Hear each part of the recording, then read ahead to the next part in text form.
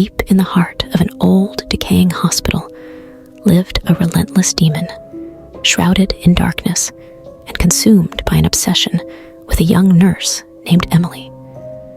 Tormented and terrified, she found herself at the mercy of this malevolent entity, unable to escape its bone-chilling grasp. It started innocently enough, with subtle flickers of movement caught in the corner of Emily's eye. She would catch glimpses of a figure, tall and sinister, lurking within the shadows whenever she passed by a mirror or gazed into a reflective surface. At first, she dismissed it as mere tricks of the mind, a result of her long, exhausting shifts. But the appearances grew more frequent, and the demon began to manifest in distorted reflections, its features contorted and twisted into a horrifying visage that sent chills down Emily's spine.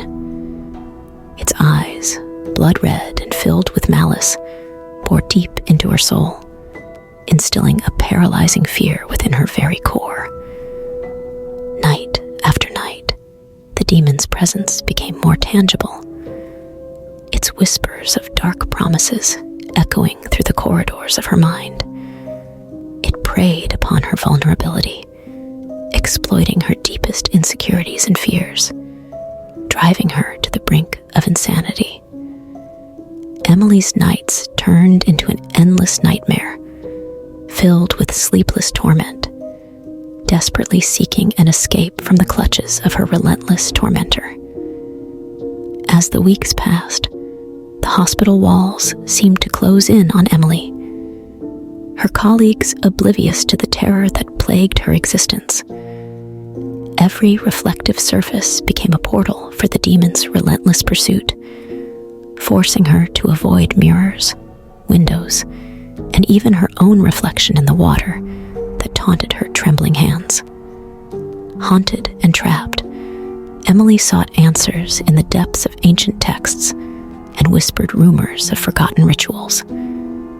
She uncovered the chilling truth. The demon's obsession with her stemmed from a dark pact made long ago by a nurse who had served in the same hospital. She learned of the nurse's grisly fate, consumed by the very demon that now tormented her existence. But unlike her predecessor, Emily refused to surrender to the demon's wicked desires. She armed herself with talismans, symbols of protection, and invoked the power of ancient incantations to shield herself from its grasp. Yet, no matter how hard she fought, the demon's grip only grew tighter. Haunted by nightmares that blurred the line between the waking world and the realm of the supernatural, Emily's spirit weakened. She had become a mere shell of her former self, lost in an endless battle with a foe she couldn't truly comprehend. The relentless demon reveled in her torment, feeding on her fear and despair. One fateful night, as Emily mustered the last remnants of her courage, she stood before a full-length mirror, staring into the malicious eyes of her demonic stalker. With trembling hands, she called forth every ounce of her strength, chanting ancient words of banishment and resistance. In a burst of blinding light, the demon howled, its terrifying form imprisoned within the mirror's reflection. Emily had succeeded in harnessing the power of her own resilience and courage, trapping the demon in its glass prison. Now free from its clutches, Emily vowed to protect others from suffering her same torment. The hospital no longer held its sinister grip over her as she embraced a new role, a guardian against the unseen forces that harbored darkness. From that day forward, she remained vigilant, ensuring the demon would never escape its reflective prison and haunt another unsuspecting soul. And so, the legend of Emily, the nurse haunted by a relentless demon, echoed through the corridors of the hospital, a chilling reminder of the invisible terrors that lurk in the shadows, waiting for their chance to seize unsuspecting victims.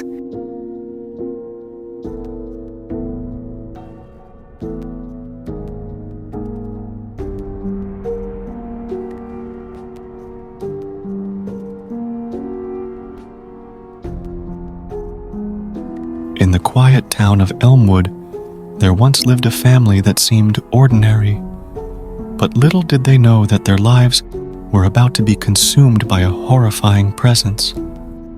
The family had recently moved into a modest old house near the woods, unaware of the darkness that resided within its walls. On a fateful day, the family's young daughter, Lily, stumbled upon a forgotten doll in the dusty attic.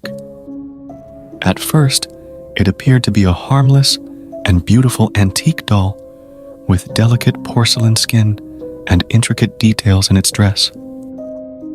Lily, captivated by its allure, took the doll into her room and embraced it as her newest companion. From that day forward, strange occurrences began to unfold. It started with inexplicable noises in the night, as if whispers echoed through the darkness. Lily's parents noticed a gradual change in their daughter's behavior. She became withdrawn, her once bright eyes now clouded with an eerie emptiness. Sudden outbursts of anger and hostility became a regular occurrence, leaving her parents concerned and bewildered. Unbeknownst to Lily's parents, the malevolent presence that had possessed the doll had now set its sights on Lily herself. It whispered words of malice and lies into her innocent ears, corrupting her young mind and shredding the innocence that once illuminated her spirit. The once loving and gentle Lily transformed into a vessel of darkness under the doll's wicked influence. Night after night, Lily's parents would awake to find their daughter sitting upright in her bed, her gaze fixed upon them with an unsettling intensity. The air grew heavy with an unholy presence, as forgotten nightmares and undiscovered fears seemed to manifest within the confines of their home. Shadows danced on the walls, twisting and writhing with an energy that defied explanation. As the days turned into weeks and the horror intensified, the family sought help from a renowned paranormal investigator, Dr. Sarah Hughes. Armed with her expertise and a deep understanding of the supernatural, Dr. Hughes embarked on a perilous journey to unravel the sinister secrets that had consumed the once peaceful household. Dr. Hughes soon discovered the demonic history of the doll. It had once been in the possession of a notorious occultist who had infused it with an evil entity before sealing it away in the attic of the house. This dark presence had been lying dormant for decades, awaiting the opportunity to wreak havoc once more.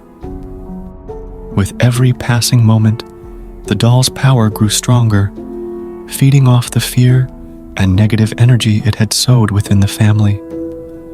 Dr. Hughes realized that time was running out.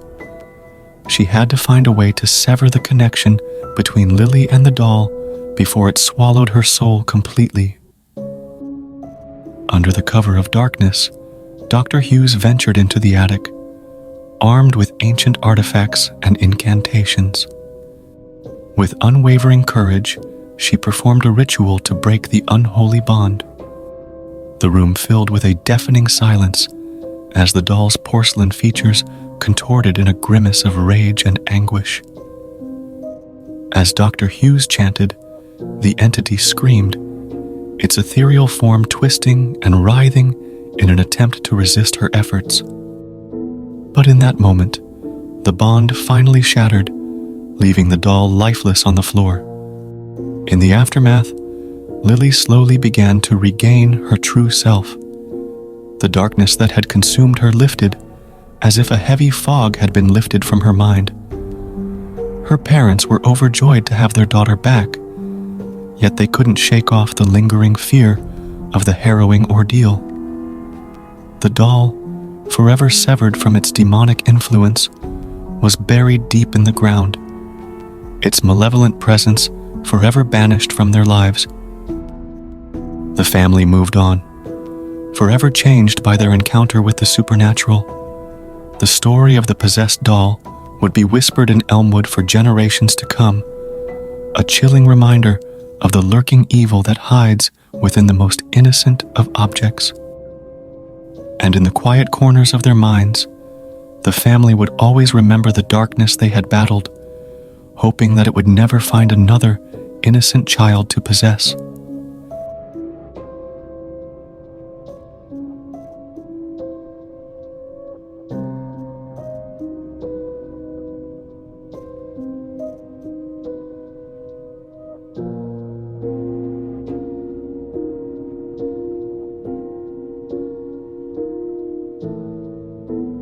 In the heart of the bustling city, nestled within a newly constructed apartment building, resided Peter, a young man seeking solitude after a tumultuous period in his life. As he settled into his new abode, little did he know that his sanctuary would soon become a haven for sinister entities. It began innocently enough. Late one night, when the moon shone its faint light through the windows, Peter glimpsed a fleeting movement from the corner of his eye. Startled, he turned, but there was nothing there. He brushed it off as a trick of his tired mind, blaming the stress of his recent move. Days turned into weeks, and Peter's uneasiness grew. The whispers of furniture shifting, disembodied footsteps echoing through the halls, and an unsettling presence became commonplace in the silent hours of the night. He couldn't shake the feeling that he was being watched, yet whenever he turned to confront his invisible observers, they evaporated like wisp-like shadows into thin air. The entities, whom Peter began to refer to as shadow people, devised an unsettling game. They would never fully reveal themselves, instead content to dart in and out of his peripheral vision, taunting him with their mysterious existence. These specters would occasionally peek around corners or linger just beyond his line of sight, leaving him in a constant state of anxiety and dread. Restful sleep eluded Peter as the shadow people invaded his dreams. Night after night, he would wake in a cold sweat, tormented by surreal visions of their spectral forms. Their hollow eyes, devoid of life, pierced his soul, leaving him paralyzed by an overwhelming sense of impending doom. Desperate for answers, Peter reached out to a renowned paranormal investigator named Emma Pierce. Approaching his situation with skepticism, Emma agreed to spend a night in Peter's apartment, equipped with her tools and unyielding determination to uncover the truth behind the elusive shadow people. As the clock struck midnight, the apartment turned into a labyrinth of darkness. Emma set up surveillance cameras, hoping to capture evidence of the beings haunting Peter's home. She armed herself with infrared technology, searching for anomalies in the electromagnetic field that might signal their presence. As the night wore on, the shadows deepened, thickening like an impenetrable fog. Emma's heart raced when she witnessed the shadow people manifest before her eyes, their forms twisting and bending with an otherworldly grace. They seemed to feed off her fear, growing more substantial with each passing moment. Undeterred by the menacing presence, Emma pressed on. Guided by a deep understanding of the supernatural, she invoked protective rituals, calling upon forces of light to counteract the darkness that had consumed the apartment. In the final hour of her investigation, Emma chanted ancient incantations, her voice resonating with power. The walls vibrated with an eerie hum, as if the very fabric of the building trembled beneath the weight of her words. Miraculously, the shadow people recoiled, retreating to the darkest recesses of the apartment, unable to withstand the purity of her incantations. As dawn broke, Peter stood in awe of Emma's courage and determination. Although drained from the night's events, relief washed over him as the oppressive presence began to dissipate. The apartment that had once been filled with lingering shadows was now bathed in gentle sunlight, the darkness banished by the power of Emma's intervention. In the following days, Peter's newfound peace was a testament to the transformative power of human resilience and unwavering determination. It became clear that the shadow people had retreated, their ethereal presence relegated to mere memories from a time when their haunting grip held him captive. Yet Peter knew that the shadow people would forever remain ingrained in his mind. Their lingering presence served as a reminder of the fragile line between our world and the realms beyond, a reminder to never underestimate the power of the unseen. And so, Peter continued with his life, forever changed by his encounters with the shadow people. Their echoing past haunted his thoughts, but he found solace in the knowledge that he had survived the terror of their gaze and emerged stronger in the face of the unknown.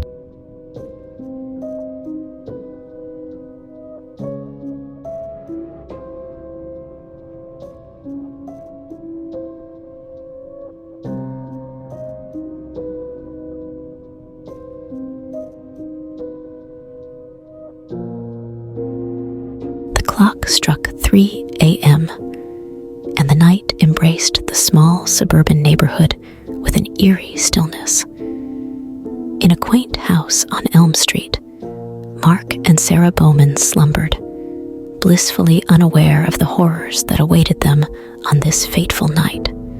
A soft rustling at the front door stirred Mark from his dreams. He groggily dismissed it as the wind playing tricks on his tired mind. But as the noise persisted, curiosity got the better of him. Throwing on a robe, he descended the creaking staircase, his heart pounding in his chest. With every step closer to the door, a sense of foreboding washed over Mark. The darkness outside seemed thicker, heavier, obscuring any moonlight that should have illuminated the porch. As he reached the front door, he couldn't shake the feeling that something sinister was about to unfold. Summoning his courage, Mark twisted the doorknob, only to be greeted by 2 children standing in the dimly lit porch. They appeared to be around 10 years old, their features hidden in the shadowy recesses of their hoods. But it was their eyes that sent a shiver down Mark's spine. Their once vibrant blue irises were now a lifeless, soulless black. "Can we come in, sir?" the smaller child asked in an unnervingly monotone voice, devoid of any emotion or inflection. A wave of dread washed over Mark, though he couldn't understand why. He took a step back, his instincts telling him to retreat. "I'm sorry, kids, but it's late. You should go home," he managed to stammer, his voice betraying his unease. The children persisted, their pleas growing more urgent. "Please, sir, we just want to use your phone." "Our mother is worried sick," they chimed in unison, their black eyes piercing into Mark's soul. Against his better judgment, Mark felt a sense of obligation to offer assistance. He hesitantly allowed them inside, suppressing the unnerving presence emanating from the children. Fear gnawed at his gut, warning bells ringing in his head. But a strange compulsion to help overruled his inherent caution. As the children stepped across the threshold, the air thickened with an inexplicable darkness. Their footsteps made no sound, like they were gliding effortlessly across the floor. Mark's mind raced, questioning the reality of the situation. But before he could gather his thoughts, the children's eyes met his again.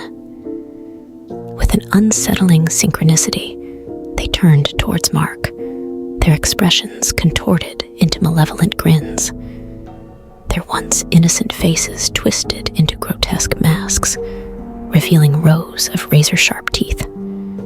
Panic enveloped Mark as he attempted to back away, but an invisible force rooted him to the spot. The children advanced, their eyes boring into his, draining him of his very essence. Mark's mind spiraled into madness as he realized the horrifying truth. These children were not what they appeared to be. They were malevolent entities, toying with their victims, savoring their fear before delivering their final blow. In the midst of Mark's struggle, Sarah, awakened by the commotion, stumbled upon the scene. She was met with a chilling sight. Mark, his face contorted in terror, the color drained from his once vibrant skin. The children turned their gaze onto her, their pitch-black eyes gleaming with sadistic pleasure. But Sarah, her maternal instincts heightened, refused to succumb to the same fate as her husband. She clung to her courage, digging deep within herself for a source of strength she never knew she possessed. She beckoned the darkness to release its hold on her, summoning light and protection into the room. A brilliant beam of light erupted within the house, briefly blinding the children and severing their psychic grip on Mark. sensing their impending defeat, the black-eyed children let out shrill, inhuman shrieks, their forms dissipating like smoke in the wind. And just like that, they were gone, leaving behind a trail of haunting memories and a shattered sense of security. Days turned into weeks, and the Bowman family tried to move past the nightmarish encounter with the black-eyed children. They installed security systems, locked their doors tight each night, and searched for answers to the enigmatic beings that had terrorized them. But as time went on, they couldn't shake the feeling that their lives would never quite be the same. For the Bowman family, the black-eyed children served as a chilling reminder that there are forces in this world beyond our comprehension. And as the clock struck 3 a.m. each night, they found themselves haunted by the memory of those soulless black eyes, forever etched in their nightmares.